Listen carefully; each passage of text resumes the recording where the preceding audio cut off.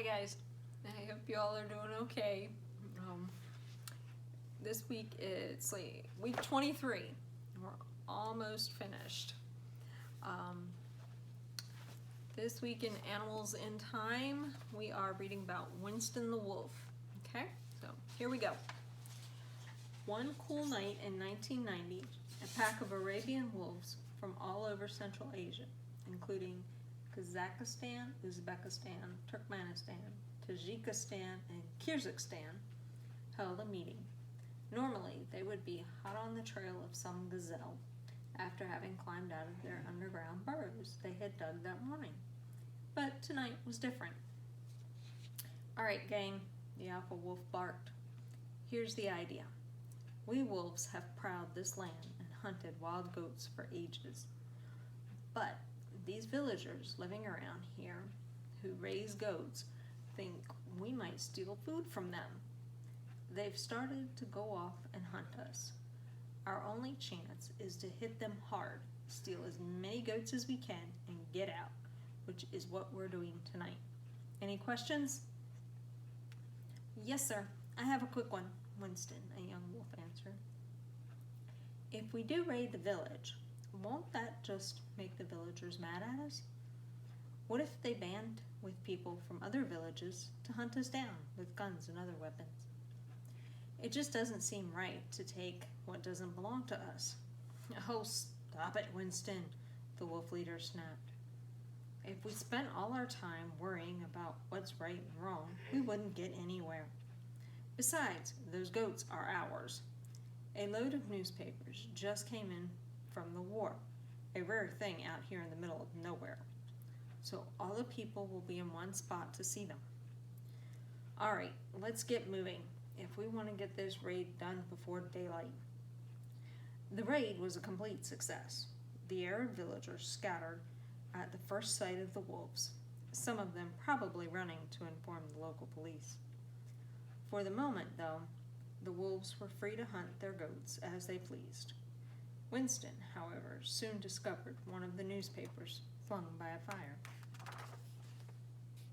"Ah!" he exclaimed, quickly reading the headline. "Breaking news.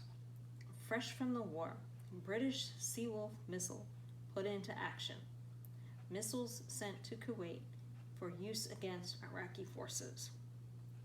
Weapon designers say it could determine the outcome of the Gulf War." Wow, I better learn more about this.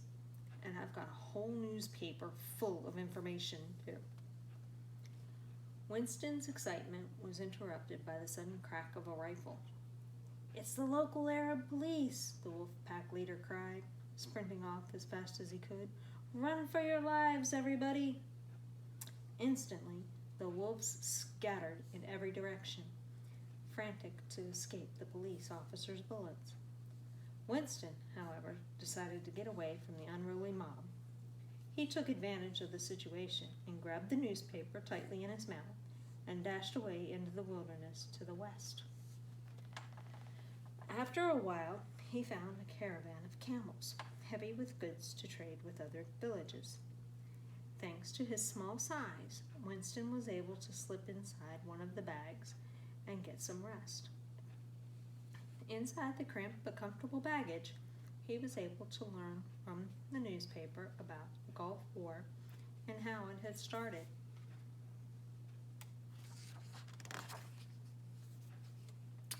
After a long war with Iran, the country Kuwait is demanding back the money and weapons they lent to Iraq during the conflict. Iraq can't afford to give them back the weapons right now. So their leader, Saddam Hussein, thinks the answer is to attack Kuwait first, Winston read. He sounds a lot like my pack leader. Anyway, the U.S. is a friend of Kuwait, but President Bush has to decide between letting Kuwait be taken over and fighting an expensive war with Iraq. Along with the U.S., France, Australia, Canada, and the United Kingdom are sending over supplies to use in the Gulf War. The British Seawolf missile is supposed to be launched off a boat to hit enemy airplanes, and it can be redirected by the ship even while it's flying. Ships armed with sea wolves have been sent to the Persian Gulf. As soon as Winston left his compartment after a long day of travel, he found himself in the middle of a raging battlefield. Burning oil wells set aflame by attacking Iraqi soldiers dotted the land as far as he could see. The fires were heating the oil and the air through convection. As the warmth circulated through the fluids, heat from the burning wells radiated into the air, causing a stifling atmosphere, and the many fires were conducting heat into the ground.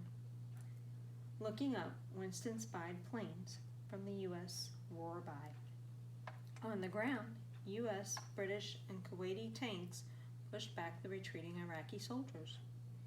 "This is all very exciting," Winston said to himself, "but the Sea Wolf is used only over the water.